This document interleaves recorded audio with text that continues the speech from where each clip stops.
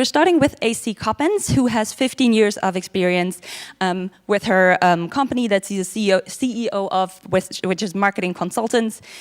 She has extensive expertise right at the intersection of emerging technologies and the creative industry. Welcome her up on stage, please. Thank you so much. Hello, everybody. I just have to check where the clicker is so that we can start. Do I have to click on it? Yeah? Okay. Yeah? Oh, okay. Yes. So, beyond figures, we will know immediately why. Welcome, everybody. I'm a bit excited to be here, and at the same time, I have indeed a caution, a warning. Because who was here 2 years ago? Higher? Oh, okay, well then the others won't be bored. Because the idea was 2 years ago, as we were doing a first overview of what's happening in figures of women in tech and creative industries. It was not that great. And we decided, as Michael was asking me with Tim, what we'd like to do this year. I said, like, you know what? Let's do an update of the figures we had so that we can compare and see what's happening. So the warning is, there is hope, but there is no big news. So in case you're bored, have a coffee and leave this place, because it will be packed with figures. It's a patchwork of figures, but be careful, we are not mathematicians, we are not statisticians. So it's much a figures collection to give you an idea what's happening right now and how is it moving on, okay? And yeah, because I said, we're not statisticians, we are marketing people, we are marketing strategists for innovative and creative industries. I just want to check who you are. Oh yeah, it works. This is great. So you are creative entrepreneurs, I guess, or working in tech. So who is in games? Yeah. Who is coding tech? Yes. This is good. I mean, yeah, it's good. It's reflecting the statistics, but it's good. Who is in film? Okay. TV, VR, yeah, AR. Mixed reality, augmented reality, yes, all these things, yes, okay, well, a couple of you, this is nice. Storytelling, creative, strategic technology, okay, well, yeah, okay, I see you, I know you, that's fine, okay, that's cool. I was saying we are actually catalysts, so we are consulting exactly the kind of industries you are in, but that's not the idea. The idea, oh, this is the team, and I want to thank my team, because I wouldn't be here today. Where is Anna? She's there. It's because of Anna I'm here today, because she did all the updates of the data. She did a great job, and I'm super happy she's on the team. So this is Anna, this is Joanna, this is Victoria, this is our office. And why do I start with their names? Because, sorry, I don't know where to click. Because we realized something, that in 2015, there were more CEOs named David and John than all the women in their companies. So we were asking ourselves, where are the Johannas, right? We didn't count them, but we hope there will be more. So just as a small introduction about this is, I think, resuming the problem quite well. For those who were there, you might remember we had this chart 2 years ago, and I just want to address to, is this the pointer? Yeah. See this? 16% in the C-suite of big corporations of women, 17% women in big corporations. This is the McKinsey report, and we decided to compare this year. Well, let's go for it. Well, they did some effort, first of all.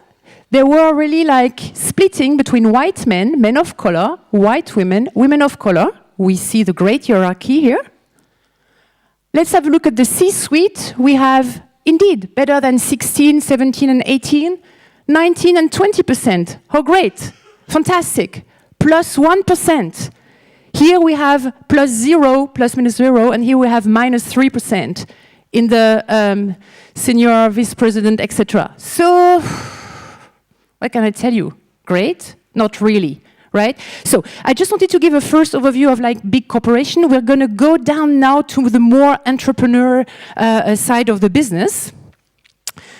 But before that, I wanted also to make a general remark. You might remember, those who was here 2 years ago, we had 28% of men not really seeing the point of women not having the same chances, disagreeing with the fact it was not equal chances. we could not update that one, but we found something else which was quite interesting, and which is telling us, interesting, you know, many men think women are well represented in leadership, especially the one in organization where only 1 in 10 senior leaders is a woman. Isn't it interesting? Oh, there is no problem, guys. We're good, right? Well, women are well represented. Look at this. 1 out of 10 in our board. Fantastic. No. So, 2 years ago, we had also shown you this Dell scorecard from the USA. We did not find any actualization on that one. We found something else, but I just wanted to show it again to make the difference with Germany. We have here 4.6 CEO women, percent, sorry. And interesting also is 91% believe women executives are as good as men. Women, well said. And 22% of women say they know an entrepreneur. And I wanted also to say it's 60% of businesses which are started by a woman entrepreneur also. So, okay, good. In Germany, number 7 on the Dell scorecard, interesting. Sorry, click here, I'm sorry. Yes, we have 0% of CEO in a tech company. There is something I wanted to ask you also, because I had a statistic 2 years ago, 0% of CTOs, tech officers in Berlin startups. Do we have a CTO here? Okay, well. Okay, well, in 2 years again.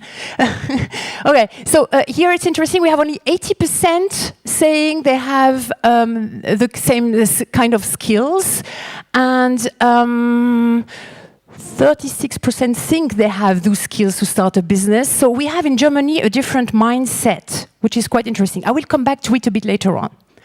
Going beyond figures and approaching now the more tech part of the business, this was the women in digital tech majors 2 years ago, so it means statistics of 15, sorry, and now we will compare with the statistics of 17.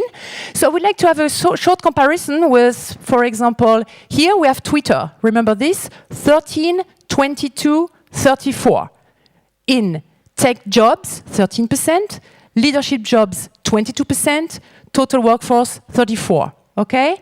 So, let's check Twitter 2 years later, and we have 17, wow, plus 1. 33, okay, that's good. 39 on the whole. If we compare with Amazon, it's nearly the same. Facebook is a little bit better, but not on the whole. You would see this. And let's focus on Google. So, women in Google's global force. You might remember the little incident last year of this paper, like women were not so, you know, not as smart as, well, anyway. It's interesting to see with overall 31% women and 20% in tech. It's interesting to see the circle because you have a better idea of the volume of people concerned, right? Than the bars, right? And 25% in leadership. We definitely think it is not enough. So if we have a closer look, because I'm really a bit advocate on what's happening on the on this ratio, people of color. Look at this. I mean, I don't know if you can see the difference. This is the blue line. White people, Asian people, Hispanic, 2 or more races, black and others, which is disappearing basically. I'm not going to make any comment on this one, but I'm thinking it's a good idea to have a closer look on POC's issues in tech. And I'm going to make a little focus on women of color a little bit later on. I was telling you there is hope. Indeed, there is hope because there is a growth rate of more than 200% of women in tech. So this is good in the corporate company. So that's cool. But sorry for that. But this is actually something we could not really update. Another thing I wanted to update was women in STEM. So if we have the statistic of women studying and being graduates in science and technology, as a percentage of total female graduates. We are between, let's say, 8 and 14. The yellow one is the US. Germany is on top, incredibly enough. And if we have a look a little bit further on, so we're talking about pre-graduates here, right? It's interesting because you see that it is 64% studying STEM subject pre-university, but there is a huge drop. The tech career as third choice, 3%. That's quite something. This is a Women in Technology survey of PricewaterhouseCoopers of 2017. So we had a little search, and Anna found a very old article. I really wanted to show it to you. It was not always like that. The Computer Girls, 1967. It's just like planning a dinner, she says. But whatever, she helped, to program this computer. Fair enough. So we decided to have a look a little bit in the past and see, like, what actually happened? And this happened here, 85 to 90.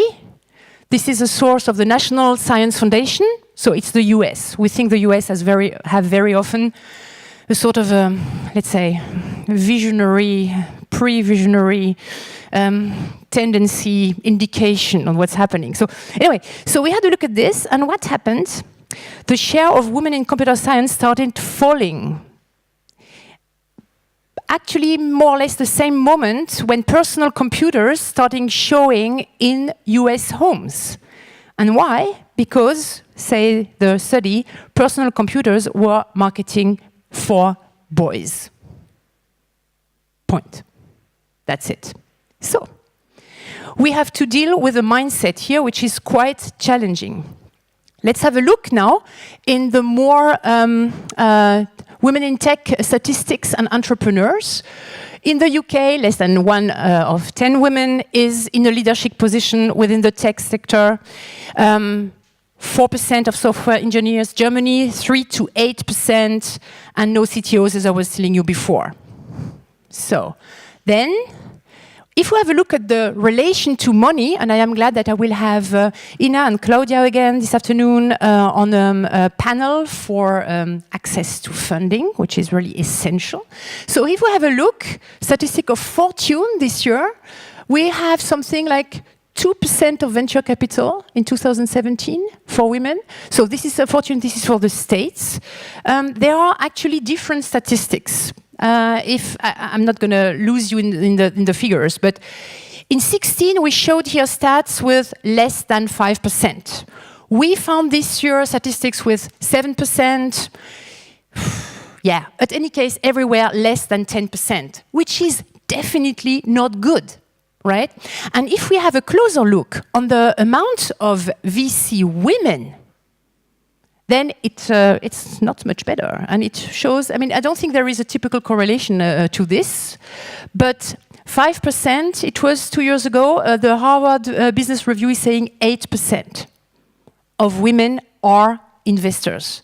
I think it's actually quite generously said, but okay. And another figure I want to say about the access to money is black women, business owners, 0.2% of VC funding. We had a stat about this 2 years ago. We have been updating it here. I mean, women of color are 19% of the population in the States, 0.2%, just saying.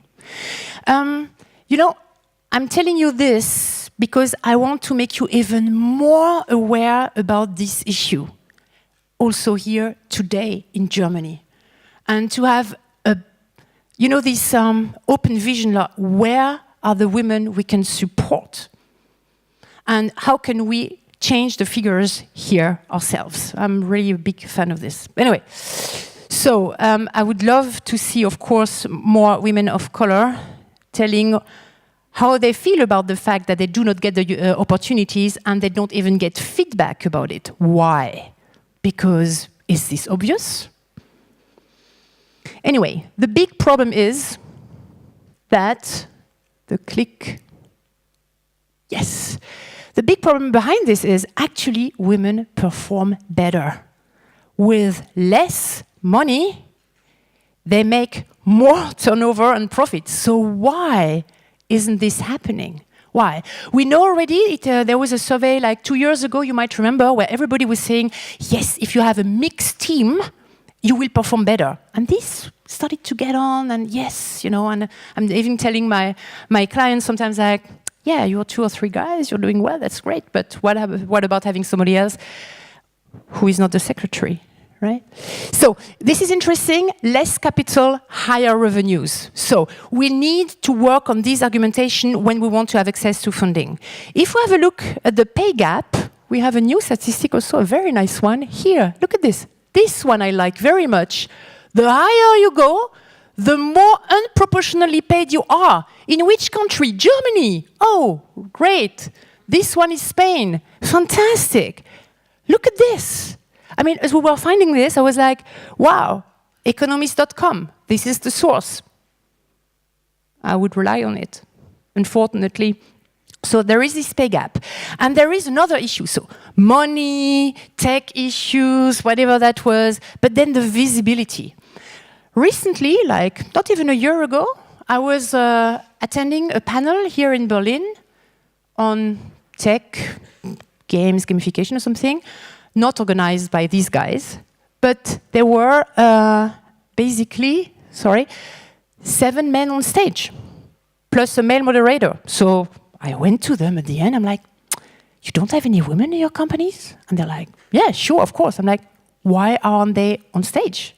Why? Well, I'm like, because I'm the CEO. I'm like, yeah, but we had 7 CEOs, male guys. Maybe can you think of sending someone of your company?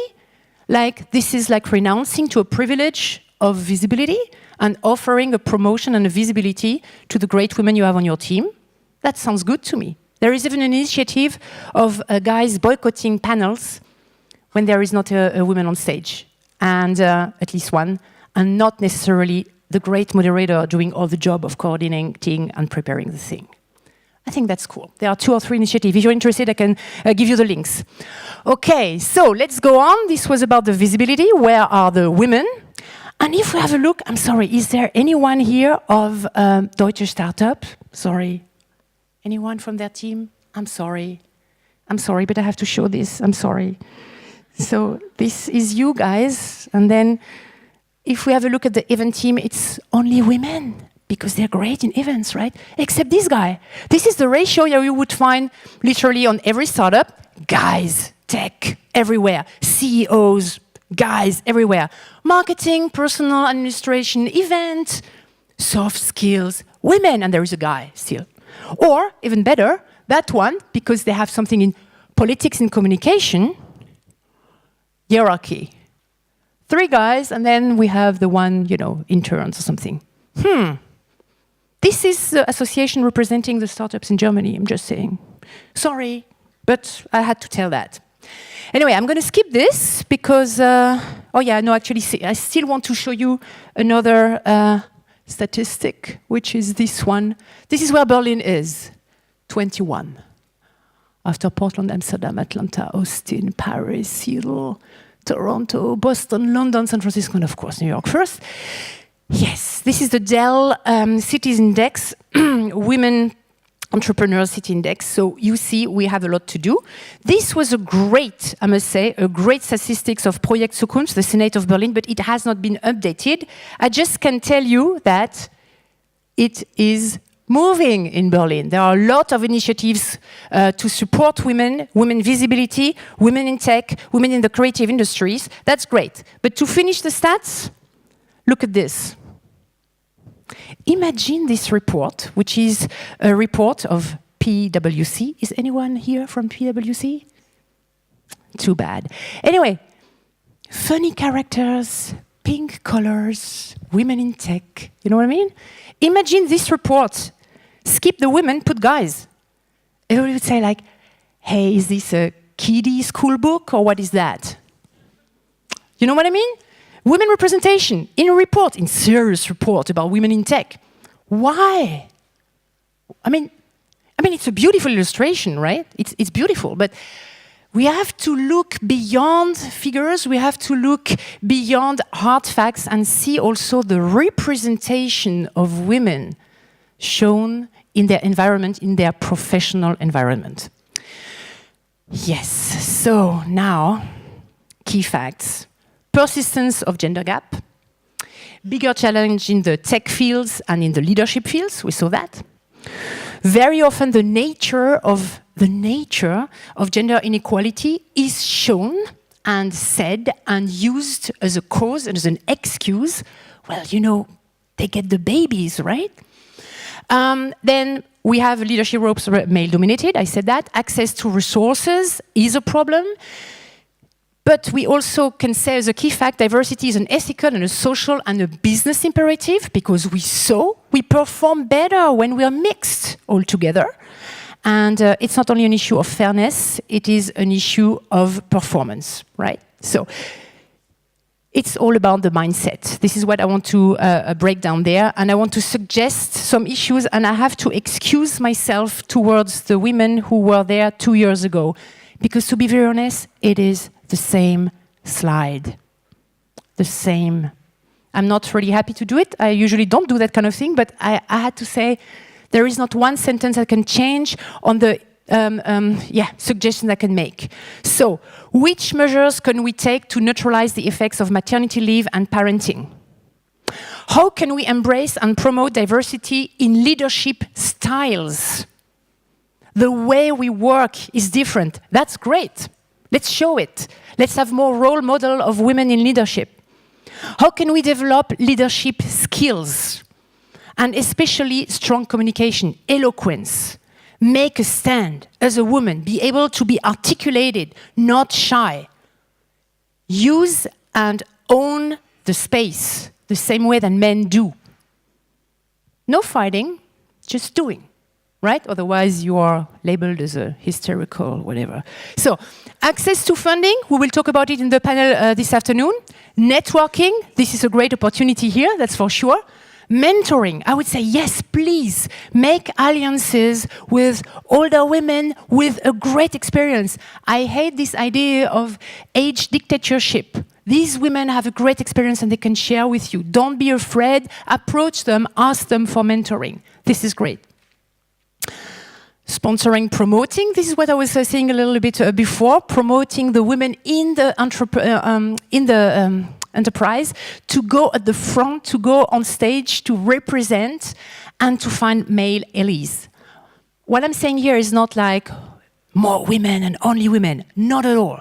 We need male allies, and we have them here in the room, for sure, for those who are there, who have been organizing there. There are feminist men. This is great. This is not a bad word to say. Where are they? Take them with you. And it doesn't mean that you're weak. It means that you are a team person. Bottom line, education and gender equality, and do some more things for have more girls in techs. So, there are a couple of questions I'm suggesting. Where are the women in your talent pipeline? Where can you engage them in developing their skills? Where can you provide sponsors for role models? Detect your bias sometimes. Don't make some pink illustration about women in tech, for example, or do it and make a statement out of it. That's fine. But check it out. Which are your policies really helping? And I want to finish with the very same slide. Please bear with me. But basically, this is it. Don't define yourself as a woman first, but as what you're doing first. So don't necessarily say, I'm a female speaker, unless you really want to make a statement out of that. Right? So this fine line on when you present yourself, I think it's a great issue to think of. And the last thing is, it's a great exercise. It is really like try to replace the word women by human, and then you know you're right. Thank you very much.